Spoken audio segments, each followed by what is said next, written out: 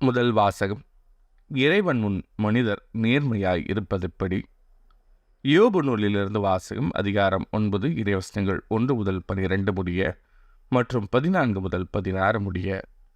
யோபு தன் நண்பர்களுக்கு கூறிய மறுமொழி. உண்மையில் இது இவ்வாறு என்று அறிவேன்.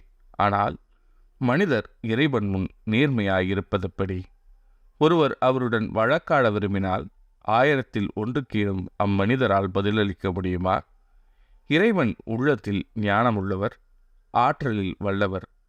அவருக்கு எதிராய் தம்மை கடினப்படுத்தி வளமுடன் வாழ்ந்தவர் யார்? அவர் மழைகளை அகற்றுவார், அவை அதை அறியா. அவர் சீற்றத்தில் அவைகளை தலைகீழாக்குவார், அசைப்பார். அவர் நிலத்தை அதனிடத்தினின்று அதிரும் அதனுடைய தூண்கள். அவர் கட்டளையிடுவார், கதிரவன் தோன்றான். அவர் மறைத்திடுவார் விண்மீன்களை.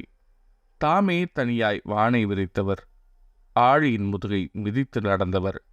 வடமீன் குழுவையும் மிருக சீரிடத்தையும் கார்த்திகை விண்மீன்களையும் தென்திசை விண்மீன் குழுக்களையும் அமைத்தவர் அவரே. உணர்ந்திட இயலா பெருஞ்செயல்களையும் கணக்கிட இயலா அருஞ்செயல்களையும் ஆற்றுனர் அவரே. இதோ என் அருகே அவர் கடந்து செல்கையில் நான் பார்க்க முடியவில்லை, நழுவிச் செல்கையில் நான் உணர முடியவில்லை. இதோ அவர் பறிப்பாரானால் அவரை மறிப்பார் யார்? யாது செய்கின்றீர் என அவரை கேட்பார் யார்? இப்படி இருக்க எப்படி அவருக்கு பதிலுரைப்பேன்? எதிர் நின்று அவரோடு எச்சொல் தொடுப்பேன்? நான் நேர்மையாக இருந்தாலும் அவருக்கு பதிலுரைக்க இயலேன். என் நீதிபதியிடம் நான் இரக்கத்தையே கெஞ்சுவேன்.